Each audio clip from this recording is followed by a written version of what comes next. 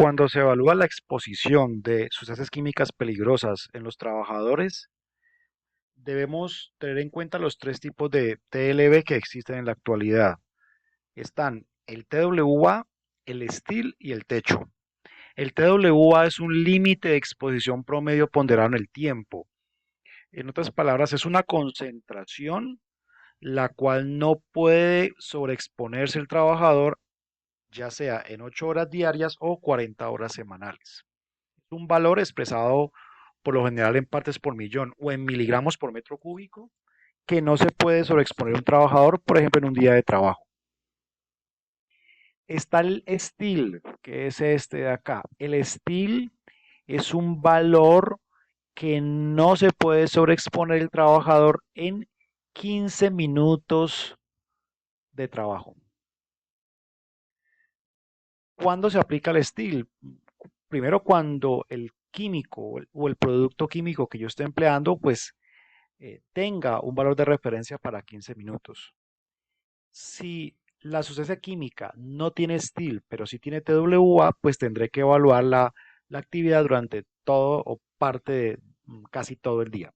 Y está el ceiling, que es un techo y es una concentración la cual no se puede, digamos, sobrepasar en ningún momento de la jornada de trabajo. Sin embargo, hay que tener en cuenta que el TWA es un valor para 8 horas diarias, 40 horas semanales, pero en nuestra realidad ningún operario, ningún pintor, ningún soldador trabaja 40 horas semanales. Ellos trabajan 45, 48, 56 o más horas semanales. Esta es la razón por la cual hay que hacer un ajuste al TWA, hay que ajustarlo a la realidad. Para eso se puede utilizar factores de reducción semanales o diarias.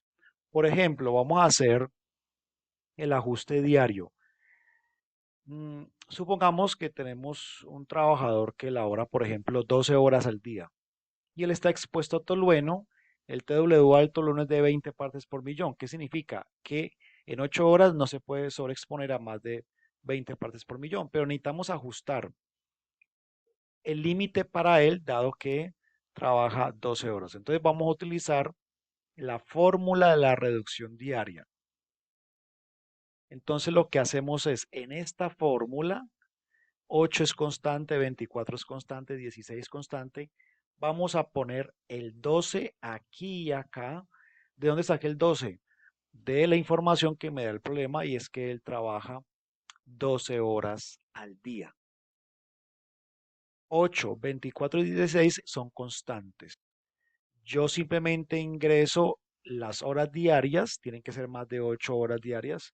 En esta fórmula, el factor de corrección me da 0,5. Entonces multiplico el 0,5 por 20, que es el límite permisible, y me da 10 partes por millón. 20 por 0,5, 10 partes por millón.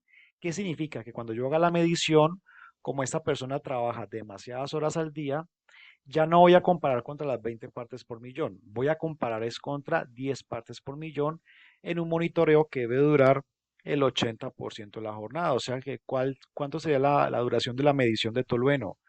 Sería aproximadamente unas 10 horas de monitoreo. Aproximadamente habría que multiplicar el 80% por 12 y ese valor sería el número de horas. Supongamos que tenemos un trabajador que labora 9 horas en un día. Entonces, ¿cuál sería el TLB? Entonces, en esta fórmula lo que hago es introducir el 9 y me da que para él sería 16,66 partes por millón. ¿De dónde salió? De esta misma fórmula de la reducción diaria. También podría trabajar una fórmula de reducción semanal, en donde aquí tenemos la fórmula de reducción semanal. Tendría que calcular cuántas horas a la semana trabajaría él. Si utilizo el factor de ajuste semanal, me daría 17,08 partes por millón.